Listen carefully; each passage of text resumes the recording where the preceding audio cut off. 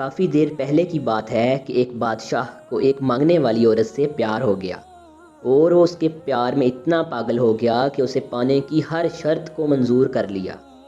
حتیٰ کہ اس کے ساتھ مانگتا بھی رہا۔ آخر شرط پوری ہو جانے کے بعد مانگنے والی نے بادشاہ کے ساتھ شادی بھی کر لی۔ آخرکار وہ بادشاہ اس فقیرنی کو ملکہ بنا کر اپنے محل میں لے آیا اور وہ مانگنے والی ملکہ بن کر محل میں رہنے لگی۔ بادشاہ اس کی ہر خواہش پوری کرتا اور اس کی کوئی بھی خواہش کو نہ ٹالتا تھا۔ کچھ دن گزرنے کے بعد وہ ملکہ بیمار ہو گئی۔ بادشاہ نے اپنے تمام شاہی طبیبوں کو حکم دیا کہ جب تک ملکہ ٹھیک نہیں ہو جاتی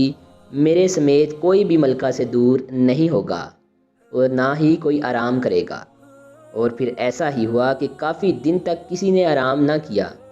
ابھی کچھ مہینے ہی گزرے ہوں گے کہ اس فقیرنی ملکہ نے اپنی خاندانی رنگ دکھانا شروع کر دیا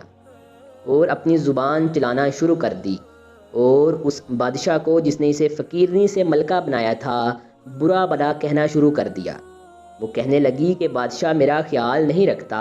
اور اسے میری کوئی پرواہ نہیں ہے۔ آخرکار وہ فقیرنی ملکہ اپنے خاوند یعنی کہ بادشاہ کے گھر چھوڑ کر اپنی ماں کے ساتھ جھونپڑی میں رہنا شروع کر دیتی ہے اور اپنی نیچ ذہنی اور کم ظرفی کی وجہ سے اپنی اوقات سے مجبور ہو کر بادشاہ پر الزام لگاتی رہتی ہے۔ لیکن اس کے باوجود بادشاہ اسے کچھ نہیں کہتا کیونکہ بادشاہ اس سے پیار کرتا ہوتا ہے۔ وہ بادشاہ اسے بہتان اور الزام دے کر اس کی عزت کو خاک ملانے والی اس فقیرنی ملکہ کی منت سماجت کر کے آخر اپنے محل میں واپس لے آتا ہے کہ شاید اسے اپنے کیے پر افسوس اور ندامت ہو،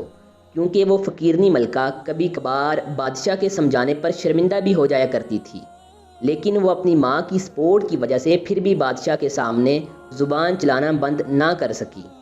اور کیونکہ وہ ایک نیچ اور گھٹیا سوچ کی مالک تھی اس لیے پھر بادشاہ پر کچرا اچھالنا شروع کر دیتی ہے اور پھر سے اپنی ماں کے ساتھ جا کر جھونپڑی میں رہنا شروع کر دیتی ہے۔ ماں بھی سب کچھ جانتے ہوئے انجان بنی رہتی ہے۔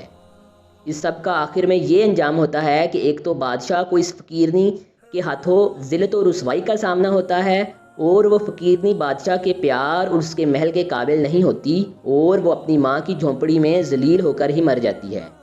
اللہ پاک بادشاہ کو اس کی صاف دلی اور احساس کا بدلہ دنیا میں ہی دے دیتے ہیں اور اس کی زندگی سے ایسی کم ظرف اور نیچ عورت کو نکال کے پھینک دیتے ہیں اور بادشاہ کو سکون عطا فرما دیتے ہیں۔ لہٰذا اس بات سے یہ نتیجہ نکلتا ہے کہ اگر بیوی اچھی ہو تو خود ملکہ بن جاتی ہے، لیکن اگر بیوی فقیرنی جیسی کم ظرف ہو تو بادشاہ کو بھی فقیر سمجھنے لگ جاتی ہے اور پھر خود ذلیل ہو جاتی ہے۔